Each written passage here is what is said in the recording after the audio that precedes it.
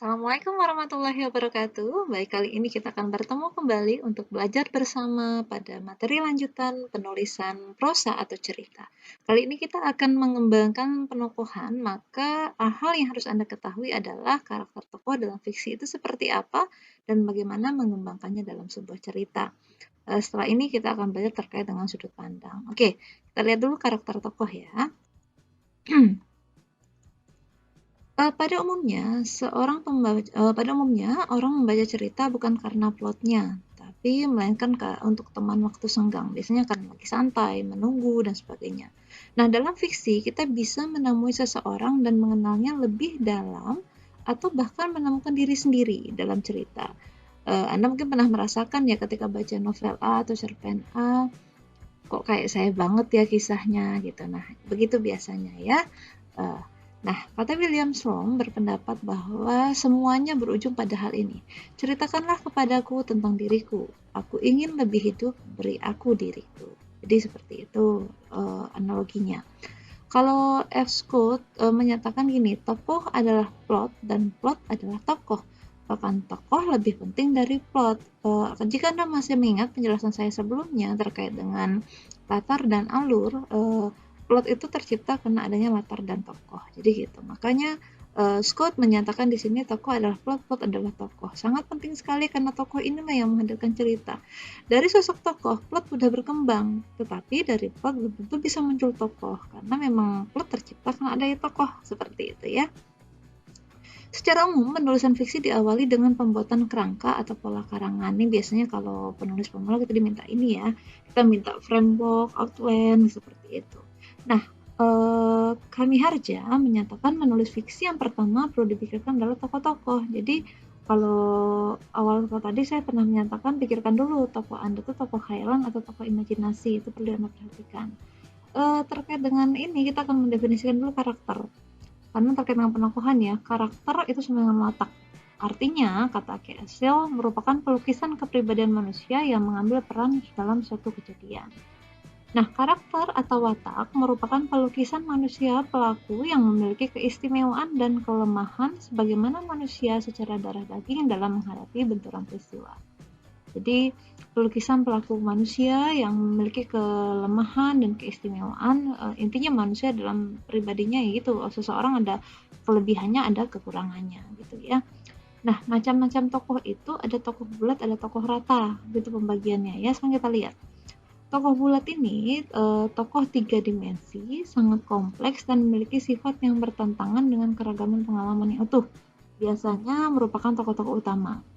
Misalnya contohnya bodoh, bertanggung jawab, malas, cerdas, sensitif, kejam, seperti itu.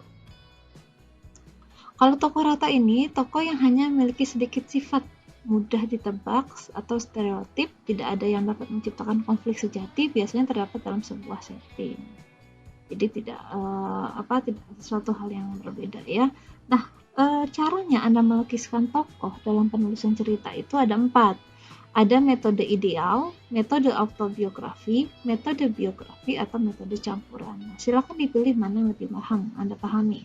Nah, metode ideal ini menciptakan tokoh dengan menggunakan kecerdasan akal, gagasan tentang tokoh yang muncul bukan sebagai hasil pengamatan dan bukan pula tentang diri pengarang. Nah, bisa dapat dari kitab suci kah itu, buku psikologi, astrologi, mitos, khayalan, ideal seperti ini. Kalau metode autobiografi ini menyelami pengalaman pribadi ya. Mel Brooks misalnya, setiap manusia memiliki beberapa ratus orang berbeda yang hidup dalam dirinya. Bakat seorang pengarang adalah kemampuannya memberi nama, jati diri, dan kepribadian yang berbeda untuk tiap orang ini dengan membuat mereka berinteraksi dengan tokoh lain yang hidup di dalam dirinya itu. Nah, jadi kalau Anda menggunakan metode autobiografi ini, Anda bisa menyelami diri Anda sendiri menggunakan karakter yang mana gitu ya.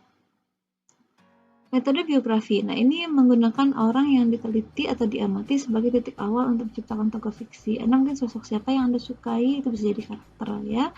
Nah, pengarang menciptakan tokoh dengan meniru sifat beberapa orang. Ini istilahnya fusi atau peleburan, meluburkan beberapa sifat dalam satu tokoh. Jadi menurut saya, kata Lillian Hellman, kita tidak memulai dengan satu orang saja. Jadi kita bisa memulai dengan mencomot bagian-bagian dari beberapa orang, drama pun harus berurusan dengan konflik dalam diri seorang dan penyangkalan. Kira-kira seperti itu ya.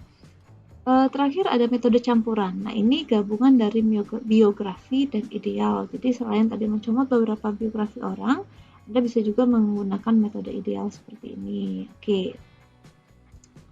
Tokoh ideal dalam fiksi. Nah, tokoh ideal dalam fiksi ini merupakan tokoh yang hidup seakan-akan dengan diri sendirinya. Dia bukan lagi berdasarkan kehidupan nyata yang pada awalnya direncanakan. Tapi tokoh fiktif yang bukan saja tokoh yang Anda ceritakan, melainkan tokoh yang optimal berkisah sendirinya. Tokoh ideal itu seperti ini. Jadi terkesan dalam cerita itu dia berkisah, ya, dia bercerita sendiri. Nah, tokoh dia dalam fiksi ini, kata Erskine Caldwell, saya tidak mempengaruhi mereka. Saya hanya pengamat, hanya mencatat apa yang terjadi. Cerita yang muncul selalu diceritakan sendiri oleh para tokoh ini. Nah, begitu sebenarnya dalam tokoh ideal.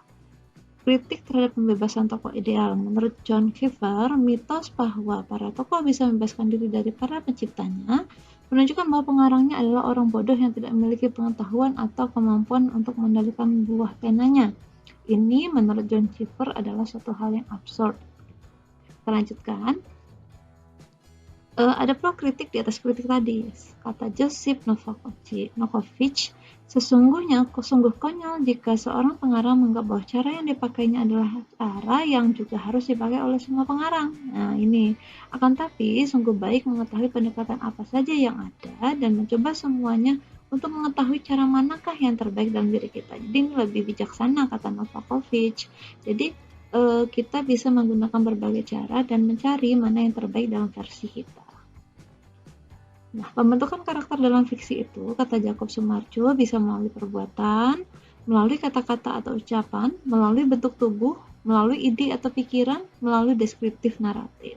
Nah, ini seperti pertanyaan UN mungkin masih Anda ingat. Jadi tokoh nanti karakternya bisa dihadirkan lewat perbuatannya, lewat kata-kata, bentuk tubuh yang dideskripsikan atau idenya, atau juga dideskripsikan langsung oleh si pengarang. Nah, kalau melalui perbuatan, ini biasa dalam situasi kritis, genting, atau gawat, mengharuskan tokoh mengambil keputusan. Ini kan bisa menunjukkan karakternya. Kalau kata-kata ya ini bisa menunjukkan jenis kelamin, usia, tingkat pendidikan, daerah asal, dan titik tempat. Nah, ini bisa berpengaruh dan mempengaruhi siapa, bisa di mana, atau kapan peristiwa dalam fiksi berlangsung. Kalau bentuk tubuh itu ya misalnya tinggi, besar, kecil, krempeng, tegap, bentuk rambut yang lurus, ikal, atau hidung, atau bentuk mata. Jadi ini termasuk selera ya, terhadap pakaian dan makanan juga bisa termasuk dalam proses pemilihan bentuk. Kalau ide ini biasanya dari tokoh yang idealisme atau prinsip yang kuat yang mencerminkan idealisme tokoh itu sendiri. Misalnya karakter Naruto gitu ya. Deskripsi pengarang ini karena sudut pandangnya bisa orang ketiga serba tahu, jadi fiksi yang didominan pada cerita sejarah, humor, pendidikan, dan model pengisahan langsung. Baik, sekali lagi dalam pengembangan tokoh ya, dalam menulis karakter tokoh dalam sebuah fiksi, Anda bisa memilih mana yang paling nyaman menurut Anda, tentu berdasarkan proses ya, proses pembacaan, proses peniruan, mencoba berkali-kali sehingga Anda bisa menemukan cara terbaik dalam versi Anda sendiri. Sekali lagi, tidak ada orang yang otomatis bisa berhasil tanpa proses mencoba.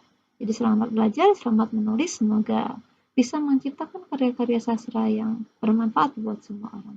Demikian yang dapat saya sampaikan, mohon maaf jika ada hal yang kurang berkenan. Wassalamualaikum warahmatullahi wabarakatuh.